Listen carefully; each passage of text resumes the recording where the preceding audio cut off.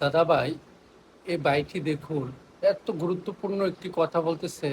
এই ভিডিওটি, সম্পূর্ণ ভিডিওটা দেখুন, তাহলে বুঝতে পারবেন এত গুরুত্বপূর্ণ কথা, যেসব কথা আজ পর্যন্ত অনেকেই শুনতে পান নাই।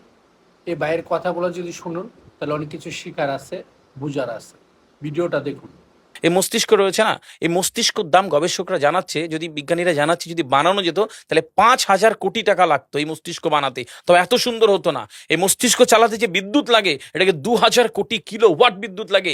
একটা মস্তিষ্ক পুরো বাংলাদেশ চলে যাবে, আর কিছু বিদ্যুৎ বাইরের দেশে বিক্রি করে এই দেশ টাকা রোজগার করতে পারে।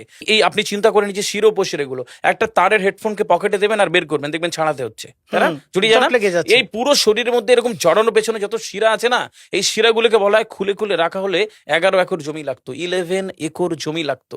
কেন ইমাজিন আমাদের মধ্যে কি রয়েছে? পুরো শরীরে 650টা মাংসপেশি রয়েছে, যা ইনস্ট্রাকশন দেবেন ও তাই করবে। আজকে একবার ভেবে না কাল একটা বাইক কিনবেন, হন্ডা কিনবেন, আপনি বাইরে বেরোবেন, দেখবেন সব বাইকের দিকে নজর যাবে। এই বাইকটা ভালো, এটা সুন্দর, মাইলেজ ভালো, কোনটা ভালো, কি দেখবো। যতক্ষণ না কিনবেন মস্তিষ্ক আপনাকে ছাড়বে না, ও চিন্তা করতে থাকবে। ঠিক সেরকম একটা কমেন্ট যখন দিয়ে দেবেন, এই মস্তিষ্ক আপনাকে ওই কাজে এগিয়ে নিয়ে যাবে। পৃথিবীতে মানুষ না বেসিক নিডস গুলো ফ্রি পেয়ে গেছে। ভাবুন তো একবার, পৃথিবীর সবচেয়ে লাক্সারিয়াস ড্রিঙ্কের নাম জানেন? পৃথিবীর সবচেয়ে লাক্সারিয়াস ড্রিঙ্কের নাম হচ্ছে পানি। পানি, জল। জল। যদি 5,000 টাকা লিটার কিনতে হতো, তাহলে মানব জাতি কয়দিন বাঁচতো? ফাইন। তো পৃথিবীর পানিকে ফ্রি করে দেওয়া হয়েছে।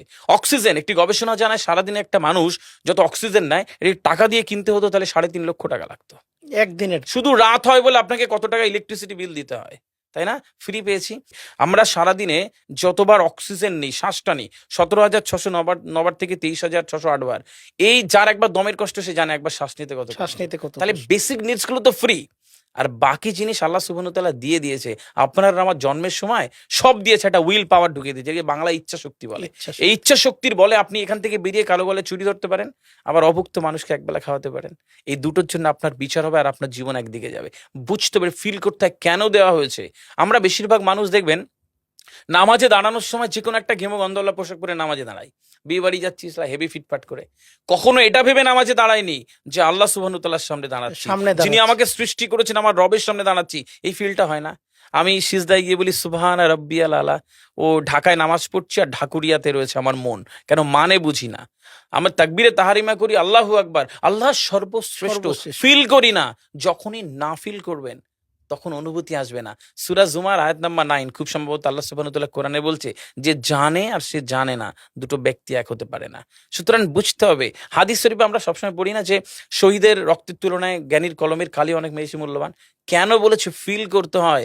এই ফিল যখন কেউ করবে, তখন তার জীবনটা